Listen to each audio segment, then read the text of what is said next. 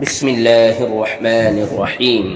محترم ناظرین، آج ہم بات کریں گے حضرت سلیمان علیہ السلام کے متعلق۔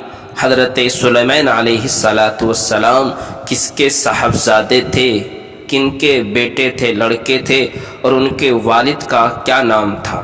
تو حضرت سلیمان علیہ السلام حضرت داؤد علیہ السلام کے بیٹے ہیں۔ ان کی پیدائش بیت المقدس میں ہوئی۔ بچپن ہی سے بڑے ذہین، سمجھدار اور فیصلہ کرنے کی صلاحیت رکھتے تھے۔ چنانچہ حضرت داؤد علیہ السلام اہم کاموں میں ان سے مشورہ کرتے تھے۔ جب حضرت سلیمان علیہ السلام جوان ہوئے تو حضرت داؤد علیہ السلام کا انتقال ہوا۔ اللہ تبارک و تعالی نے نبوت و سلطنت میں سلیمان علیہ السلام کو ان کا وارث بنایا اور ایسی حکومت عطا فرمائی کہ ان کے بعد کسی کو ایسی حکومت قیامت تک نہیں ملے گی۔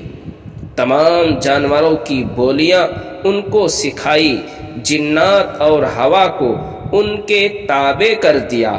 آدھے دن میں 1 مہینہ کا سفر پورا کر لیا کرتے تھے۔ جنات کے ذریعے حضرت سلیمان علیہ السلام نے مسجد اقصی کی تعمیر کرائی۔ سمندروں سے غوطہ لگا کر ہیرے جواہرات نکالنے کا کام جنات کے ذریعے سے حضرت سلیمان علیہ السلام لیا کرتے تھے۔ اسی طرح بڑی بڑی دیگیں اور پتھروں کو تراش کر بڑے بڑے حوض بنانے کی ذمہ داری جنات کے حوالے کر رکھی تھی۔ یہ سب چیزیں اللہ تبارک و تعالی نے حضرت سلیمان علیہ السلام کو انعام و احسان کے طور پر عطا فرمائی۔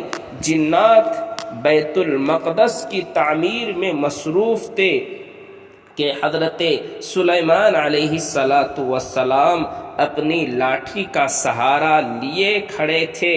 اسی حال میں 53 سال کی عمر میں حضرت سلیمان علیہ السلام کا انتقال